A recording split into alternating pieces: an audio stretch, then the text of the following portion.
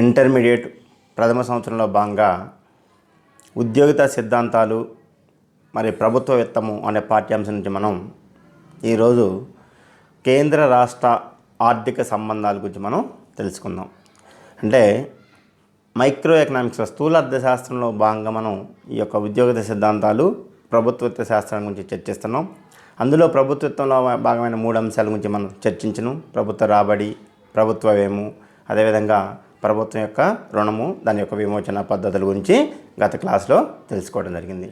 So ఇప్పుడు కేంద్ర రాష్ట్రాల మధ్య ఆర్థిక సంబంధాలు ఎట్లుంటాయి ఏంటి అనే అంశాల గురించి మనం ఇప్పుడు తెలుసుకోబోతున్నాం. సో కేంద్ర రాష్ట్ర ఆర్థిక సంబంధాలు అంటే ఈ యొక్క భారతదేశానికి సంబంధించి మన దేశంలో మరి ఈ కేంద్ర రాష్ట్ర ప్రభుత్వాలకు సంబంధించి ఎట్లుండాలి ఆర్థిక సంబంధాలు, ఆర్థికపరమైన అంశాలు అనే దాని మీద మన యొక్క భారత రాజ్యాంగంలో పేర్కోవడం జరిగింది. అంటే ఈ యొక్క రాజ్యాంగంలో పన్నులను ఏ విధంగా విధించాలి, మరి ఆ యొక్క పన్నుల రాబడిని ఈ కేంద్రము మరియు రాష్ట్రాలు ఎట్లా పంచుకోవాలి అనే విషయాన్ని మన యొక్క రాజ్యాంగంలో తెలపడం అనేది జరిగింది. అంటే మన రాజ్యాంగంలో ఏం చేశారంటే ఈ యొక్క మొత్తం అంశాలని ఆ దేశ సంబంధించిన అన్ని అంశాలని ఒక 4 జాబితాలుగా వర్గీకరించారు. అంటే కేంద్ర జాబితా, రాష్ట్ర జాబితా, ఉమ్మడి జాబితా, అవశిష్ట అధికారాలుగా. అంటే కేంద్ర జాబితాలోని అంశాల మీద పన్నులు విధించే అధికారం కేంద్రానికి ఉంటుంది. రాష్ట్ర జాబితాలోని అంశాల మీద పన్నులు విధించే అధికారము రాష్ట్రానికి ఉంటుంది. సో అట్లా అవశిష్ట అధికారాలు ఉన్నాయి. దీనికి కేంద్ర ప్రభుత్వమే పన్నులు విధించే అధికారం ఉంటుందన్నమాట. సో అట్లని చెప్పేసి ఒకే దాని మీద 2 ప్రభుత్వాలు పన్ను విధించే అవకాశాన్ని దాదాపుగా ఉండదన్నమాట. సో కాబట్టి అంటే మన యొక్క రాజ్యాంగంలో కేంద్రము రాష్ట్రాలు ఎట్లా పన్నులు విధింపు చేయాలి, వాటిని ఎట్లా పంచుకోవాలనే అంశాలని మన రాజ్యాంగంలో మరి రాజ్యాంగ నిర్మాతలు పొందుపరచడం అనేది జరిగింది. సో కాబట్టి పన్ను విధించిన ప్రభుత్వమే పన్ను రాబడిని పొందాలనే నియమం కూడా లేదన్నమాట. కాబట్టి రాజ్యాంగం ప్రకారము ఈ యొక్క పన్ను విధింపుకు సంబంధించి ఈ యొక్క కేంద్ర ప్రభుత్వం, రాష్ట్ర ప్రభుత్వాలు కొన్ని ప్రత్యేకమైన అధికారాలు కలిగి ఉండటం జరిగిందనమాట. సో కేంద్ర ప్రభుత్వానికి సంబంధించి మరి పన్నులు విధించే అధికారము ఏ అంశాల మీద ప్రధానంగా ఉందంటే కేంద్ర ప్రభుత్వం ప్రత్యేక అధికారాలు అంటే అందులో సంబంధించి కస్టమ్స్ డ్యూటీ, అదేవిధంగా కార్పొరేషన్ పన్నులు, మూలధన సంపాదనలు, ఆదాయంపై మరి సర్ఛార్జీలు, రైల్వే ఛార్జీలు, ఇవన్నీ కూడా కేంద్ర ప్రభుత్వము ప్రత్యేక అధికారాలు కలిగి వాటి మీద పన్నులను విధించడం అనేది ప్రధానంగా జరుగుతుంది. సో ఇలాంటి అంశాలన్నింటిని కూడా కేంద్ర ప్రభుత్వం చూసుకుంటుంది అనమాట. రైల్వేలు అనేది మరి కేంద్ర ప్రభుత్వ ఆధ్వర్యంలోనే నడుస్తుంటుంది. కాబట్టి ఇట్లాంటి ఆదాయం పన్ను కానీ, ఇన్కమ్ ట్యాక్స్ సంబంధించి కానీ, ఇలా క్యాపిటల్ దాని మీద మూలధన సంపాదన, ఇవన్నీ కూడా కేంద్ర ప్రభుత్వము పన్నులు విధించడం అనేది ఇక్కడ ప్రధానంగా జరుగుతుంది. సో అదేవిధంగా రాష్ట్ర ప్రభుత్వానికి కూడా కొన్ని ప్రత్యేకమైన అధికారాలు ఉన్నాయి. ఏంటి? దేని మీద ప్రధానంగా భూమి శిస్తు వసూలు చేయటం కానీ, భూమి రాష్ట్ర స్థాయిలో స్టాంప్ డ్యూటీస్ కానీ, అదేవిధంగా ఎస్టేట్ డ్యూటీ కానీ, మరి రాష్ట్రంలోకి ఎంట్రీ అయ్యే పన్ను కానీ, తర్వాత సేల్స్ ట్యాక్స్ అమ్మకం పన్ను కానీ, మరి వాహనాలపై వేసే ట్యాక్సులు కానీ, తర్వాత విలాసాల వినోదాలపై వేసే పన్ను కానీ, ఇవన్నీ కూడా రాష్ట్ర ప్రభుత్వం విధించింది. ఇలాంటి అంశాల మీద పన్నులు విధించే అధికారము రాష్ట్ర ప్రభుత్వానికి ఉంటుంది అన్నమాట ప్రత్యేకంగా. సో ఇట్లా కేంద్రము ఏ అంశాల మీద పన్నులు విధించాలి, అదేవిధంగా రాష్ట్ర ప్రభుత్వం ఏ అంశాల మీద పన్నులు విధించాలనేది మన రాజ్యాంగంలో తీసుకోవడం జరిగింది. అయితే ఈ కేంద్ర రాష్ట్ర జాబితాలోని పేర్కొన్న ఇతర అంశాలపై పన్ను విధించే అధికారము అంటే అవశిష్ట అధికారం ఉంటుందని కేంద్ర ప్రభుత్వానికి ఉంది. అంటే కేంద్ర జాబితాలో కొన్ని లేని అంశాలు, రాష్ట్ర జాబితాలో లేని అంశాలు ఉమ్మడి జాబితానే ఒకటి ఉంది. కాకపోతే ఆ ఉమ్మడి జాబితాలకు మాత్రము ఆ యొక్క అధికారాలు కేంద్రానికి, రాష్ట్రానికి విధించే అవకాశం ఉంది. కానీ 2 ప్రభుత్వాలు కూడా ఒకేసారి ఇవ్వలే అనమాట. సో కాబట్టి అవశిష్ట అధికారాలు మాత్రం అంటే 3 జాబితాలోకి చేరని అంశాలు అయితే ఉన్నాయో వాటిని అవశిష్ట అధికారాలు అంటారు. వాటి మీద మాత్రము అధికారము కేంద్ర ప్రభుత్వానికే ఉంది. అంటే అలాంటి అంశాలు ఏదైనా ఉంటే కనుక వాటి మీద పన్ను విధించే అధికారం మాత్రము కేంద్ర ప్రభుత్వానికే ఉంటుందన్నమాట. అంటే కేంద్ర ప్రభుత్వానికి కేంద్ర జాబితాల అంశాల మీద పన్ను విధించే అధికారం ఉంది. అవశిష్ట అధికారాల మీద కూడా పన్ను విధించే అధికారం ఉందని మనం తెలుసుకోవచ్చు అనమాట. అయితే ఉమ్మడి పరిధి గురించి ఇక్కడ గుర్తించాల. అంటే ఒకే అంశంపైన రెండు ప్రభుత్వాలు పన్ను విధించే ప్రశ్న అనేది రాదు. అంటే ఉమ్మడి జాబితాలో అంశాలపై కేంద్ర రాష్ట్ర ప్రభుత్వాలు నిర్ణయాలు తీసుకునే అవకాశాలు ఉన్నప్పటికీ ఈ రెండు ప్రభుత్వాలు పన్నును మాత్రం విధించటంలో రెండు ప్రభుత్వాలు కూడా ఒకే అంశంపై పన్ను విధించే అవకాశం అనేది ఇక్కడ దాదాపుగా లేదనమాట.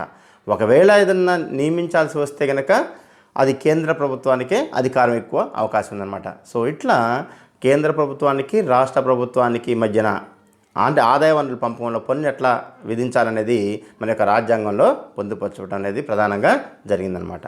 అయితే ఈ యొక్క మనకి సంబంధించి రాష్ట్ర జాబితాలోని అంశాలు కాకుండా అంటే 3 అంశాలపై పన్ను విధించే అధికారము ప్రధానంగా కేంద్ర ప్రభుత్వానికి ఉంటుంది. అవేంటో ఇప్పుడు మనం తెలుసుకుందాం.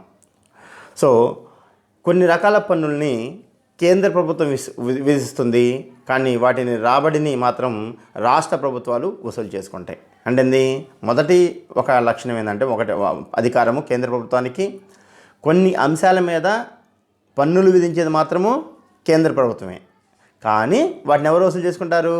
రాష్ట్ర ప్రభుత్వాలు ఆదాయం పొంది అనమాట. ఎగ్జాంపుల్ ఇక్కడ మారకం బిల్లులపై స్టాంపు డ్యూటీలు కానీ, లేదా ఔషధ తయారీలపై కానీ, లేదా టాయిలెట్ ప్రిపరేషన్స్పై ఎక్సైజ్ పన్నులు కానీ, ఇవన్నిటిని కూడా పన్నులు విధించే అధికారం మాత్రము కేంద్రానికి ఉంది, కానీ వాటిని వసూలు చేసుకునేది మాత్రం ఎవరంటే రాష్ట్ర ప్రభుత్వాలు. సో ఇట్లా కేంద్ర ప్రభుత్వం ఒకటి పన్నులు విధించే అధికారం కలిగి ఉంది, ఒకటి నెంబర్ 1. ఇంకా నెంబర్ 2 బి ఏంటంటే కేంద్ర ప్రభుత్వం పన్నులు విధిస్తుంది కొన్ని అంశాలపైన, రాబడిని వసూలు చేసి అందులో నికర రాబడిని రాష్ట్ర ప్రభుత్వాలకు పంచుతుంది. అంటే కేంద్రం పన్నులు విధించి వసూలు చేసి రాష్ట్రాలకు పంచడం అన్నమాట కొంత నికర రాబడిని. సో ఇదొక రెండో అధికారం పన్నులు విధించడంలో. కాబట్టి ప్రతి రాష్ట్రము ఆ రాష్ట్ర పరిధిలో వసూలైన పన్ను మొత్తాన్ని పొందడం అనేది జరుగుతుంది దీనివల్ల. కాబట్టి ఇక్కడ ప్రధానంగా వ్యవసాయ భూమిని మినహాయించి, అంటే వ్యవసాయ భూమి తప్ప ఇతర ఆస్తులపై ఎస్టేట్ డ్యూటీ కానీ, రైల్వే ఛార్జీలపై కానీ, లేదా ఫ్రైట్స్ పన్నులు కానీ, లేదా వార్తాపత్రికల అమ్మకాలు కానీ, లేదా కనుక ప్రకటనలపై అడ్వర్టైజ్మెంట్ చేసే పన్నులు కానీ, తర్వాత వారసత్వ డ్యూటీలు కానీ, వీటన్నిటి మీద ఎవరు పన్నులు వేస్తారంటే కేంద్ర ప్రభుత్వం పన్నులు వేస్తుంది. కానీ వసూలు చేస్తుంది కూడా కేంద్ర ప్రభుత్వమే, కానీ రాబడిని మాత్రం ఆ యొక్క రాష్ట్రాలకి పంచడం జరుగుతుంది. అంటే ఆ రాష్ట్ర పరిధిలో వసూలైన ఏదైతే పన్నులు ఉన్నాయో ఆ పన్నుల మొత్తాన్ని రాష్ట్రానికి పంచడం అనేది ప్రధానంగా జరుగుతుంది. ఇది ఒక పన్నులు విధించే అధికారం కేంద్ర ప్రభుత్వానికి. మొదటిదేమో కేంద్ర ప్రభుత్వం పన్నులు విధిస్తే రాష్ట్రాలు వసూలు చేసుకుంటాయి, నెంబర్ 1. నెంబర్ 2 ఏంటంటే కేంద్రం పన్నులు విధించి వసూలు చేసి ఆ నికర రాబడిని ఏ రాష్ట్రాలు అయితే కనుక పొందిందో ఆ రాష్ట్రాలకు పంచడం అనేది రెండో అంశము. ఇంకా మూడో విషయానికి వస్తే కేంద్ర ప్రభుత్వం పన్నులు విధించి వసూలు చేసిన రాబడిని ఈ రెండు పంచుకోవటం, కేంద్ర ప్రభుత్వము రాష్ట్ర ప్రభుత్వాలు పంచుకుంటాయి అన్నమాట. సో మూడో అంశం ఏంటంటే కేంద్రానికి పన్నులు విధించే అధికారం ఉంది, వాటిని వసూలు చేసుకోవడం కేంద్రమే, కానీ వచ్చిన రాబడిని కేంద్రము రాష్ట్ర ప్రభుత్వాలు రెండు కూడా పంచుకోవడం అనేది జరుగుతుంది. సో ఇదొక కేంద్ర ప్రభుత్వానికి పన్ను విధించే అధికారం అన్నమాట. అయితే మన యొక్క రాజ్యాంగంలో ఆర్టికల్ 270 ప్రకారము వ్యవసాయేతర ఆదాయంపై పన్నులు కానీ, ఔషధాలు, టాయిలెట్ ప్రిపరేషన్స్ మీద కేంద్ర జాబితాలోని అన్ని అంశాలపై ఎక్సైజ్ పన్నులు ఈ యొక్క కోవలోకి వస్తాయన్నమాట. ఇందులోకి కేంద్ర ప్రభుత్వం పన్నులు విధించి వసూలు చేసి కేంద్ర రాష్ట్రాల ప్రభుత్వాలు పంచుకోవడం అనేది జరుగుతుందన్నమాట. సో ఇది ఒక అంశము. ఇట్లా కేంద్ర ప్రభుత్వం పన్నులు విధిస్తూ రాష్ట్రాలు వసూలు చేసుకుంటే, మరియు కేంద్ర ప్రభుత్వం వసూలు చేసి రాష్ట్రాలకు ఇస్తుంది, అదే వచ్చిన ఆదాయంలో రెండు కూడా పంచుకోవడం అనేది జరుగుతుంది. ఇట్లా కేంద్ర రాష్ట్రాల మధ్య సంబంధాలు అనేవి మరి మన యొక్క రాజ్యాంగం పొందుపరచడం జరిగిందనమాట. దీంతోపాటు కేంద్ర రాష్ట్రాల మధ్య ఆర్థిక సంబంధాలు ఇంకెట్లా ఉన్నాయంటే, ఇతర అధికారులకు వస్తే మరి మన రాజ్యాంగంలో 73, 74 రాజ్యాంగ సవరణ ప్రకారము గ్రామ పంచాయతీలు కానీ మున్సిపాలిటీకి సంబంధించిన వనరుల కల్పన కోసం రాష్ట్ర సమీకృత నిధి కన్సాలిడేటెడ్ ఫండ్ అంటారు, దాన్ని ఏర్పాటు చేయడానికి అవకాశం కల్పించడం జరిగింది. అంటే రాష్ట్రాలకు ఒక ప్రత్యేకంగా 73, 74 సవరణ ద్వారా గ్రామ పంచాయతీకి మున్సిపాలిటీలకి వనరులు సమకూర్చడం కోసం రాష్ట్రాలు ప్రత్యేకంగా నిధిని ఏర్పాటు చేసుకునే అవకాశాన్ని కల్పించింది. అంటే ఆ యొక్క పన్నులు వసూలు చేసి వాటికే ఖర్చు పెట్టే విధంగా రాజ్యాంగంలో పొందుపరచడం జరిగిందనమాట. ఇదొకటి. ఇంకా రెండో అంశం ఏంటంటే ఆర్టికల్ 360 మనకి రాష్ట్రపతికి సంబంధించి ఆర్టికల్స్ ఒక 3 ఉన్నాయి. 352, 356, 360 ఆర్టికల్స్. 352 ఒకటి అంటే జాతీయ అత్యవసర పరిస్థితి, 356 రాష్ట్రాల అత్యవసర పరిస్థితి, అదే 360 అనేది ఆర్థిక అత్యవసర పరిస్థితి. అంటే ఈ ఆర్టికల్ ప్రకారము అంటే ఆ ఆర్థిక ఏదైనా ఒక దేశం మన భారతదేశానికి సంబంధించి మరి ఆర్థిక ఒడిదుడుకుల్లో ఏర్పడి దేశంలో ఆర్థిక మాంద్య పరిస్థితి ఏర్పడినప్పుడు దాన్ని ఆర్థిక అత్యవసర పరిస్థితి అంటాం 360 ప్రకారము. సో ఇలాంటి సందర్భాల్లో రాష్ట్రపతి రాష్ట్రాలకు కొన్ని ఆర్థిక సంబంధమైన నిర్ణయాలని అంటే నిర్దేశాలని కల్పించవచ్చు. అంటే ఇక్కడ ఏం చేయొచ్చు, పన్ను రాబడి పంపిణీ కాకుండా ఇతర 2 విధాలుగా కూడా కేంద్ర ప్రభుత్వం రాష్ట్ర ప్రభుత్వాలకు ఆర్థిక వనరులను సమకూర్చే విధంగా ఈ యొక్క కేంద్ర రుణాలు ఇవ్వటం కానీ, లేదా కొన్ని గ్రాంట్ ఇన్ ఎయిడ్స్ అని ఇవ్వటం కానీ, అంటే సహాయ సహకారాలు, గ్రాంట్స్ అంటే సహాయం చేయడం కానీ జరుగుతుంది. ఎప్పుడు ఆర్టికల్ 360 ప్రకారము దేశంలో ఆర్థిక అత్యవసర పరిస్థితి విధించినప్పుడు రాష్ట్రపతి రాష్ట్రాలకు కొన్ని ప్రత్యేకమైన నిధుల్ని సమకూర్చుకోవడానికి అవకాశము, అదేవిధంగా కేంద్రం కూడా రుణాలు ఇవ్వటము, అదేవిధంగా గ్రాంట్స్ రూపంలో సహాయం చేయడం అనేది కూడా ప్రధానంగా జరుగుతుంది.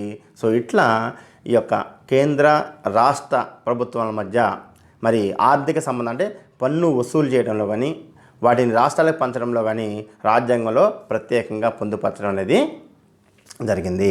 అయితే ఇంకా మనకి రాజ్యాంగంలో 276 ఆర్టికల్ ప్రకారము కేంద్ర ప్రభుత్వము రాష్ట్రాలకు ప్రత్యేకంగా గిరిజనుల యొక్క సంక్షేమం కోసం గ్రాంట్ ఇన్ ఎయిడ్ అని ఇస్తున్నారు. గ్రాంట్స్ ఇన్ ఎయిడ్ అంటే సహాయం చేస్తుంది, ద్రవ్య సాయం ఎవరు, గిరిజనుల యొక్క అభివృద్ధి కోసము.